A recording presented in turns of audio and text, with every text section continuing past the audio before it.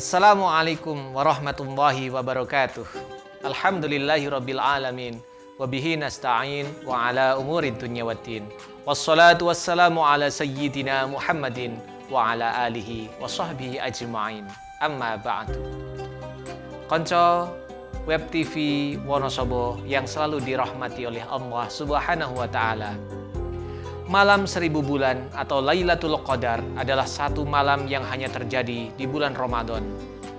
Malam ini adalah malam yang paling baik di antara 1000 bulan. Kita bisa mendapatkan yang nilainya setara dengan 1000 bulan. Jika kita beribadah pada malam tersebut, kita mendapati yang namanya Lailatul Qadar. Kali ini Web TV Wonosobo akan mengajak Anda semua untuk mendengarkan sebuah kisah cerita Islami, yaitu kisah keteladanannya Nabi Ayyub alaihi salam.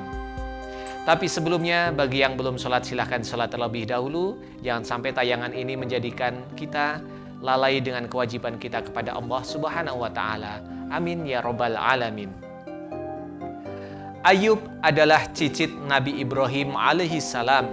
Ia adalah anak dari Is bin Ishaq. Sedangkan ibunya adalah putri Nabi Lut alaihi salam.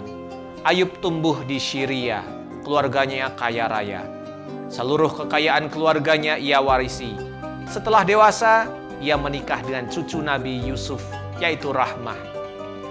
Ayyub seorang dermawan, masyarakat Hauran dan Tih sangat menghormatinya. Hal ini tentu saja membuat iblis tidak senang. Ketaatan dan kedermawanan Ayyub membuatnya geram, membuatnya marah.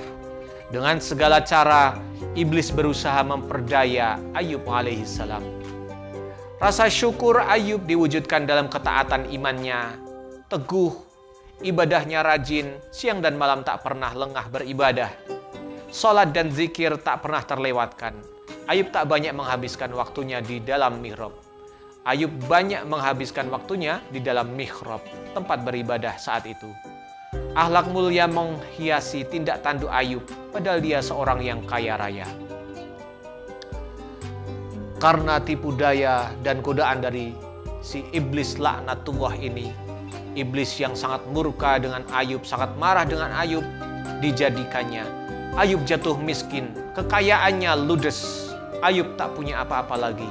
Tak sampai di situ, dua orang istri Ayyub meminta untuk pisah. Mereka tak sanggup menahan derita kemiskinan. Kendati demikian, istri Ayyub yang bernama Rahmah selalu mendampinginya saat Ayyub tertimpa musibah. Iblis kali ini merobohkan rumah Ayyub alaihissalam. Rumah yang megah, istana yang mewah dirobohkan oleh iblis. Anak-anak Nabi Ayyub alaihissalam mati tertimpa bangunan istana atau rumah tersebut. Mereka tertimpa reruntuhan, tubuh mereka tertimbun puing-puing, sangat tragis. Ayyub memang bersedih, air matanya menetes. Bagaimana tidak, anak-anak itu sangat disayanginya. Namun imannya tetap teguh, ia tidak berputus asa. Kita semua adalah kepunyaan Allah. Kita semua pasti akan kembali kepada Allah Subhanahu wa ta'ala.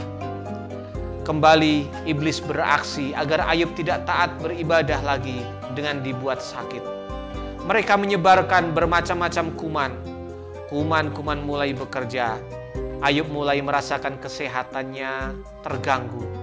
Berbagai penyakit dirasakannya. Lambat laun tubuhnya menjadi kurus, fisiknya mulai melemah. Wajahnya pucat, sedikit demi sedikit timbul bercak-bercak di kulitnya. Makin lama, makin banyak. Ayyub dikucilkan oleh masyarakat. Orang-orang merasa jijik. Kerabat dan sahabat menjauh, mereka takut tertular penyakit itu. Hanya sang istri, Rahmah, yang setia mendampingi. Rahmat merawatnya dengan telaten, dengan sangat sederhana, dan dengan tekun ia menemani Nabi Ayyub alaihissalam. Cintanya kepada suami begitu tulus, tak pudar oleh keadaan. Rahmah benar-benar sangat tabah, tak ada keluh kesah. Semua dikerjakannya sebagai ibadah. Walaupun begitu, Ayub tetap beribadah, lisannya terus-menerus berzikir. Sepenggal kata pun tak pernah ia keluhkan. Ia tidak pernah mengeluh dengan apapun yang terjadi pada dirinya. Segala cara sudah dicoba iblis, gagal dan gagal. Iman Ayub tak pernah goyah. Karena penderitaan yang panjang tersebut, istrinya Rahmah pun akhirnya meninggalkannya. Ya Allah, aku telah mengalami berbagai penderitaan. Berilah aku kesabaran dalam menghadapi semua ini. Jangan biarkan setan merusak keimananku. Sungguh, Engkau Maha Pengasih dan Maha Penyayang. Ayub lulus dalam ujian, akan tetapi Rahmah meninggalkannya. Keimanan Ayub tak tergoyahkan, kesabarannya pun tak pernah luntur. Ia senantiasa tabah dalam menjalani semuanya. Tiba saatnya Ayub mendapat balasan Allah. Kemudian berkata kepadanya, "Coba, wahai Ayub, jejakkan kakimu ke tanah. Dari tanah itu air memancar. Segala penyakitmu akan sembuh dengan air itu. Kamu akan pulih seperti sedia kala. Mandilah dengan air itu." Dengan izin Allah, semua penyakit Ayub hilang. Ayub sembuh, kulitnya kembali seperti semula. Tak ada bekas sedikit pun. Tubuhnya kini menjadi sehat dan bugar kembali. Sementara istrinya, hatinya tergugah sadar akan kesalahan yang telah diperbuatnya. Air mata membasahi kedua pipinya. Pikirannya senantiasa teringat akan nasib suaminya Ayub yang ditinggalkannya. Rahmah pun kembali.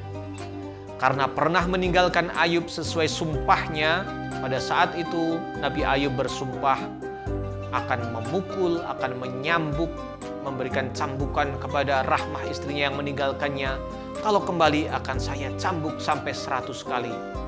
Sumpah tetap sumpah, harus dipenuhi. Inilah yang membuat Ayub bingung. Di satu sisi ia wajib menunaikan sumpahnya, tapi di sisi lain ia merasa kasihan kepada Rahmah, seorang yang dicintainya. Bagaimanapun istrinya sangat setia, teman dalam suka dan duka. Adapun ia pernah berbuat kesalahan, ya wajar-wajar saja. Namanya juga manusia. Tak ada manusia yang luput dari kesalahan. Bingung, tak tahu apa yang harus diperbuat. Akhirnya, kebingungan pun sirna. Allah memberikan petunjuk. Wahai Ayub, ambillah seikat rumput. Cambuklah istrimu dengan rumput itu 100 kali. Dengan begitu, sumpahmu telah terpenuhi. Ayub benar-benar seorang penyabar. Berbagai penderitaan dilaluinya dengan mulus. Dari yang ringan sampai yang berat, Ayub tahan uji. Keimanannya tak pernah tergoyahkan. Kesabaran Ayub bahkan membuat iblis menderita. Segala cara telah dilakukan, namun Ayub tetap teguh. Sampai akhirnya iblis pun menyerah. Ia tak sanggup memperdaya orang sabar seperti Ayub alaihissalam. Ada banyak hikmah yang bisa diambil dari kisahnya Nabi Ayub ini. Ada beberapa di antaranya. Nabi Ayub itu selalu bersyukur dan dermawan. Saat dia kaya, dia selalu dermawan, dia selalu bersyukur. Dan saat dia ditimpa kemiskinan, dia selalu bersabar. Saat memiliki harta melimpah, Nabi Ayub bukanlah orang yang kikir dan tamak. Orang-orang mengenal Nabi Ayub sebagai orang yang baik, bertakwa, dan menyayangi orang miskin.